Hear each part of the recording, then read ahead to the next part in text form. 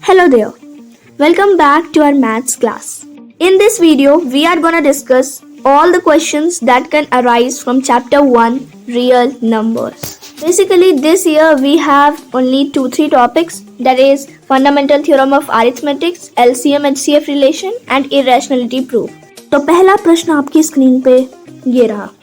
Basically इस type का question बहुत ज़्यादा इजी होता है, टाइम टेकिंग हो सकता है लेकिन उतना हार्ड नहीं है. ठीक है, अगर कंसंट्रेट करके और पेशेंस के साथ करेंगे तो सही ही जाएगा. इसमें कोई भी नंबर लेते हैं जैसे कि 120, तो इसका प्राइम फैक्टराइजेशन करेंगे. जैसे 2 60s are 120, 2 30s are 60, 2 15 are 30 और फिर उसके बाद इसको मल्टीप्लाई करके मतलब लिख देंगे तो 120 is equal to 2 cube into 3 into 5. ऐसे ही बहुत सारा नंबर है, बाकी सारा नंबर को you can check it yourself. Next type का क्वेश्चन है हमारा find LCM and HCF using prime factorisation method. मतलब इसमें कुछ करना नहीं है, बस जैसे लास्ट क्वेश्चन में हम लोग प्राइम फैक्टराइजेशन निकाले थे वैसे ही प्राइम फैक्टराइजेशन निकालेंगे और उसके बाद एलसीएम और एचसीएफ निकाल लेंगे. तो LCM of two number is equal to 2 और more number is equal to product of greatest power of each prime factor involved. और एचसीएफ वाले में क्या होता है कि product of a smallest power, जो कि कॉमन होता है दोनों में. लेकिन एलसीएम में जो नंबर इन्वॉल्व हो गया है, आ गया है, वो सारा नंबर लिखाता है. ठीक है, तो एग्जांपल के लिए हम लोग ले लेते हैं यहाँ पे सबसे हार्ड वाला 96 एंड 54. ठीक है, तो 96 का प्राइम फैक्टराइजेशन पहले करते हैं तो आएगा हमारे पास 2 two to the power 5 into 3, right. और 54 का करने पे मिलेगा हमें 2 इंटू 3 का क्यूब.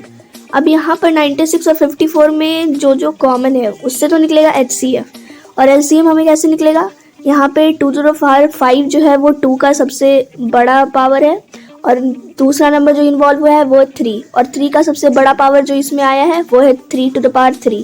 तो एलसीएम बराबर हो जाएगा हमारा 2 पे पावर 5 इंटू 3 का क्यूब.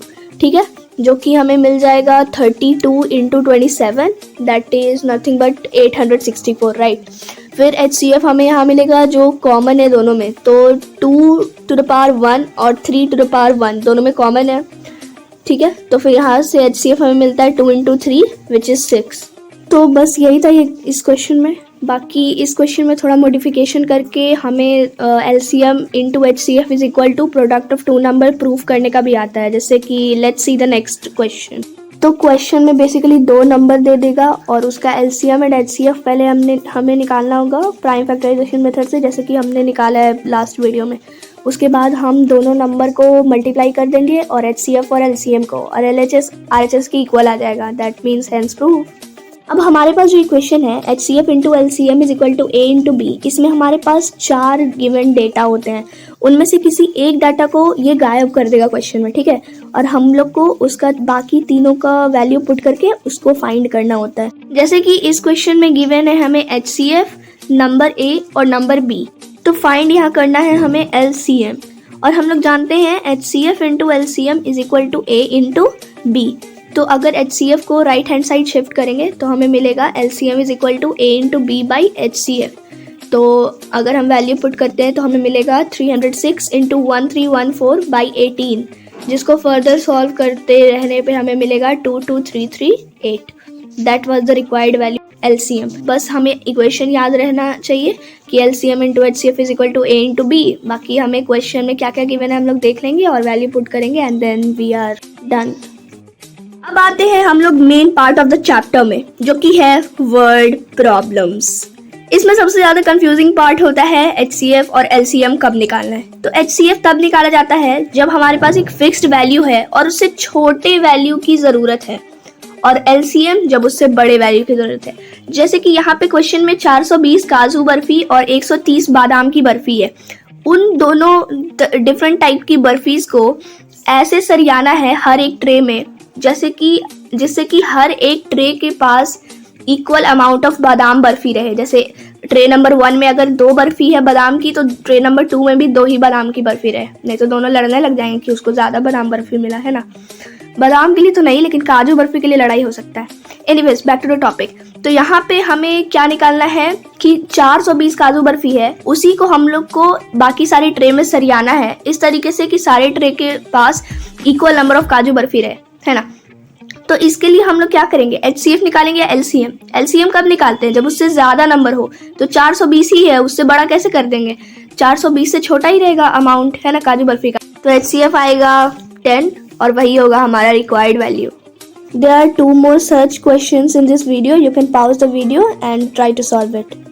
के बाद का क्वेश्चन होता है प्रूफ ऑफ इररेशनलिटी का। लास्ट वीडियो इसी टॉपिक पे थी, but still in this video too we are gonna see those questions. हमें गिवन है √3 को प्रूफ करना कि ये एक इररेशनल नंबर है। सबसे पहले हम लोग मान लेंगे कि √3 एक रैशनल नंबर है, और जब क्योंकि ये रैशनल नंबर है तो √3 को हम p/q के फॉर्म में लिख सकते हैं। तो यहाँ पे हम लोग पहले मानते हैं √3 = a/b, और ऐसा मान लेते हैं कि a/b जिसका कोई कॉमन फैक्टर होगा c, ठीक है। अब हम c को दोनों से काट देंगे, जिससे कि √3 = p/q आ जाएगा, जिसमें कि p और q जो है वो सिंपलेस्ट फॉर्म में है, मतलब कि को प्राइम इंटीजर्स है, ठीक है।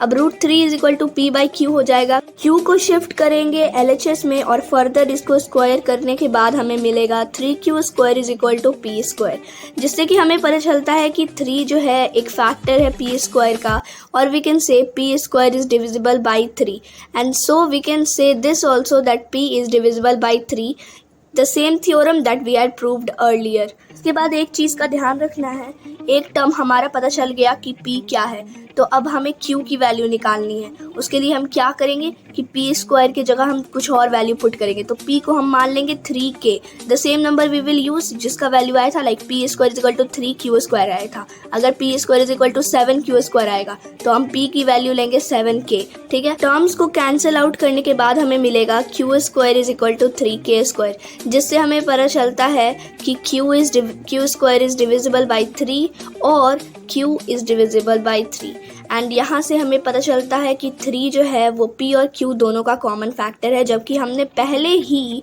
p और q को कोप्राइम मान लिया था, मतलब कि हमने काट करके a और b को p और q के फॉर्म में लाया था। तो इससे हमें क्या पता चलता है कि हमारा अजम्पशन रॉन्ग है, p और q कोप्राइम नहीं है। और ये अजम्पशन कैसे आया, ये अजम्पशन आया है हमारे यह मानने से कि √3 जो है वो एक इररेशनल नंबर है, and hence we have proved that √3 is not rational, it is irrational number. अब आते हैं नेक्स्ट टाइप के क्वेश्चन में, जिसमें डिनोमिनेटर में इररेशनल नंबर होता है। फॉर एग्जांपल प्रूफ करने कहेगा 1/√2 इज इररेशनल। हम लोग सेम मेथड यूज करेंगे, अज्यूम कर लेंगे कि 1/√2 एक रैशनल नंबर है। सो 1/√2 इज इक्वल टू p/q, जहाँ पे p और q जो होगा वो को प्राइम इंटीजर होगा, राइट। अब इसको हम क्रॉस मल्टीप्लीकेशन करेंगे तो हमें मिलेगा q is equal to √2p। On squaring both sides हमें मिलेगा q² is equal to 2p का होल स्क्वायर।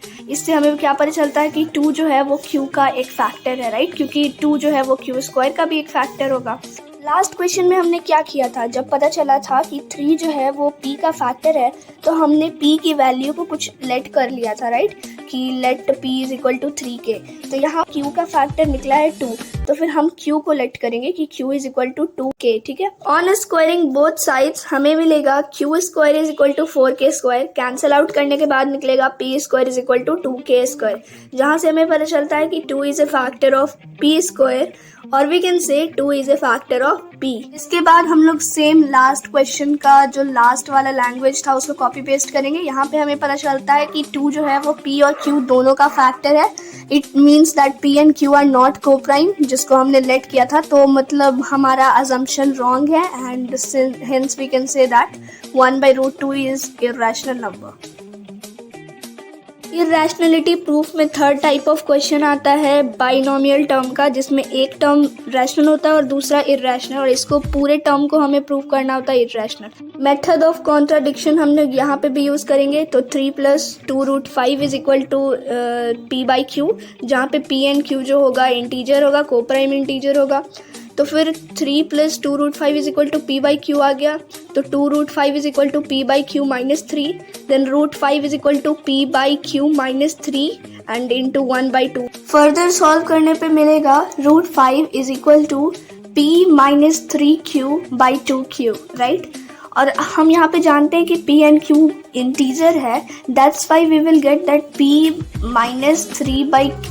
3q/2q जो है एक रैशनल नंबर होगा, क्योंकि we know that rational minus rational is rational, right. इसको हमने 9th क्लास में भी पढ़ा था। अब इससे हमें पता चलता है कि रूट 5 रैशनल है ना, क्योंकि p minus 3q by 2q rational है और इसलिए रूट 5 भी क्या हो जाएगा, रैशनल.